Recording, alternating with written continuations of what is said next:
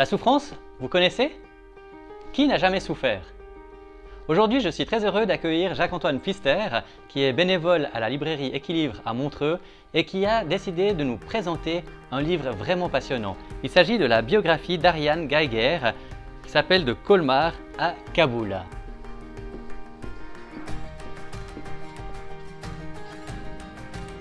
Livre-toi, c'est chaque fois un conseil et une offre intéressante. Alors, bonjour Jacques-Antoine. Bonjour Philippe. Pourquoi est-ce que tu as décidé aujourd'hui de nous présenter ce livre? Il y a diverses raisons. D'abord, tout simplement parce que ça m'a plu. Mais j'aimerais dire une chose quand même. Avec quoi il faut être prudent. Quand on commence ce livre, on n'arrête plus. Donc ne commencez pas le livre le soir avant de se coucher, sinon vous aurez une nuit blanche. Donc pourquoi? C'est parce que j'ai été très touché par le récit de cette femme qui raconte sa vie avec beaucoup d'authenticité.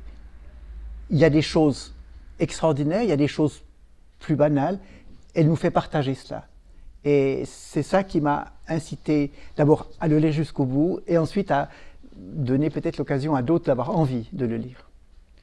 Merci, ouais, c'est vrai que moi j'ai pris ce livre ce matin et tout de suite, waouh, c'était vraiment passionnant de voir tout ce qu'elle a vécu. Et elle parle déjà de son enfance, de cette souffrance qu'elle a vécue elle-même avec son fils, avec son mari. Est-ce que tu pourrais nous en parler un peu plus? Oui, effectivement, la souffrance, c'est un peu le fil conducteur, même le fil d'Ariane. Il s'appelle Ariane. Un des chapitres est intitulé d'ailleurs Fil d'Ariane. Elle a une enfance malheureuse, elle a perdu son père très jeune. Et puis elle raconte des choses très touchantes. Elle a été placée dans des institutions religieuses avec des expériences peut-être pas excellentes. Mais là, elle rencontre de manière plus ou moins précise quelqu'un dont elle se dit ça doit être Jésus, je ne sais pas trop qui c'est. Et puis ce Jésus disparaît un peu de sa conscience et on la voit commencer sa vie de jeune femme moderne. Elle fait du parachutisme, des trucs assez extraordinaires. Elle rencontre celui qui viendra son mari, qui est lui-même un champion de parachutisme. Et puis ils ont une entreprise de boulangerie qui est assez florissante. Ils ont un enfant, un gamin qui semble assez super et pof, cet enfant tombe malade. En 10 mois, il est mort. Et elle nous raconte avec, alors je trouve, énormément d'authenticité, sa révolte contre les médecins, contre celui qui donne la vie ou qui ne la donne pas. Et en fait, le couple sombre, dans une vie extrêmement recluse, ils travaillent comme des fous dans leur boulangerie. Le week-end, ils boivent assez pour dormir tout le week-end.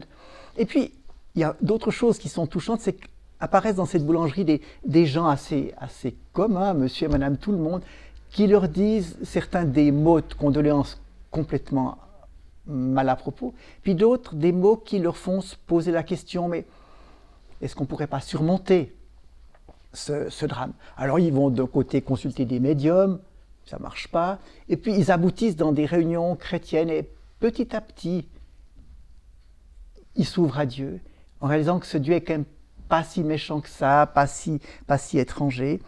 Et de fil en aiguille, ils se donnent à Christ, mais ils se donnent aussi à lui dans leur vie, dans le sens qu'ils sont happés, on pourrait dire, par le virus de l'humanitaire. Et ils partent avec l'organisation MEDER en Afghanistan, en pleine période des talibans.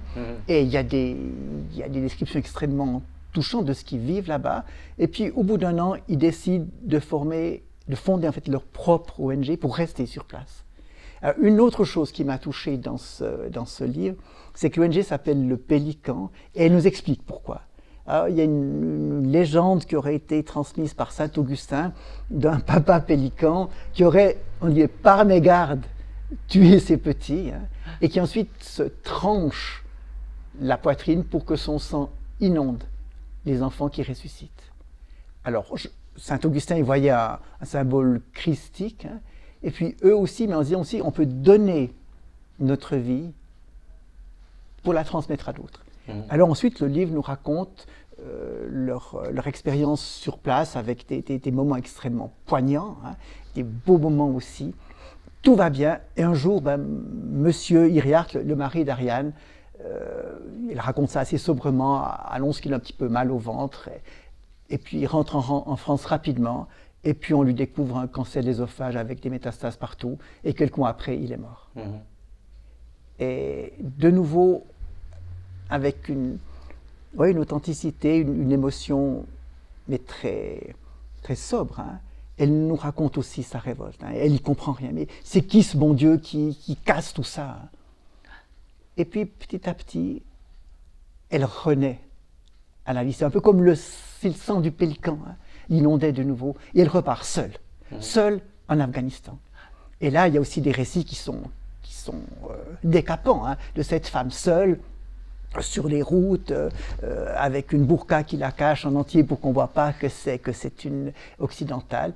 Et puis finalement, elle continue l'œuvre qu'elle a débutée avec son mari. Et actuellement encore, hein, elle est là-bas. Et c'est ça qui me touche, c'est que ce n'est pas une histoire ponctuelle, une espèce de feu d'artifice, mais c'est une histoire qui s'étend sur la durée, avec cette souffrance, comme tu disais au début, hein, et puis cette aptitude qui lui est donnée par Dieu de remonter la pente hein, et d'assumer cette tâche. Alors, moi, il me semble que ça fait partie des raisons de lire ce bouquin. Hein.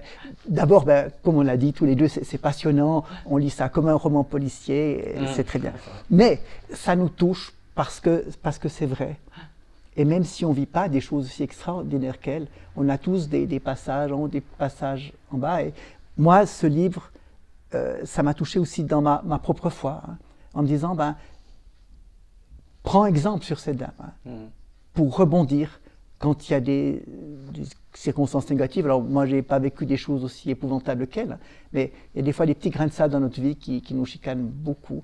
Et au travers de ce livre, on peut un peu se reconsacrer hein, à un Dieu qui, lui, alors s'est donné, hein, comme le pélican, hein, et qui nous appelle à une vie en abondance, hein, même si tous les jours, c'est pas très facile, comme elle nous l'écrit très bien. Alors voilà un peu les raisons qui, moi, m'ont incité à aller jusqu'au bout du livre en entier, et puis à proposer à ceux et celles qui ne l'ont pas encore lu de le faire dès que possible.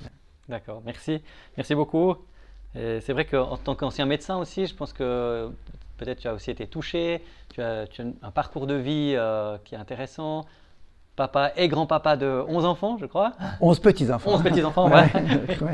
Et de voir aussi ce témoignage d'une femme qui s'occupe de son prochain, qui s'occupe d'enfants et qui continue, ça fait plus de 20 ans qu'elle est en Afghanistan et qu'elle est toujours à l'œuvre, à passer 70 ans, c'est merveilleux. Oui, tout à fait. Oui, je ne veux rien ajouter de plus parce que c'est une bonne conclusion. Donc, merci beaucoup, Jacques-Antoine. Et si tu n'as pas encore lu ce livre, toi qui nous regardes, eh bien, on t'encourage à le lire. De Colmar à Kaboul, de Ariane Geiger. Alors, si toi aussi tu veux lire ce livre, je t'encourage à le commander rapidement sur le site internet equilivre.ch. Il y a un livre offert à la personne la plus rapide. Pour cela, il suffit de mettre le code Colmar. Merci de liker, commenter, regarder les autres vidéos. Si des fois, il y a encore plein d'autres vidéos que tu n'as pas vues, où il y a d'autres livres à gagner, alors n'hésite pas à regarder les plus anciennes que tu verras ici ou là. Et si tu as un commentaire à faire sur l'un des livres, n'hésite pas à nous écrire un commentaire ci-dessous. Merci de nous avoir regardés jusqu'au bout. Merci Jacques-Antoine d'être venu participer à cette émission et à bientôt.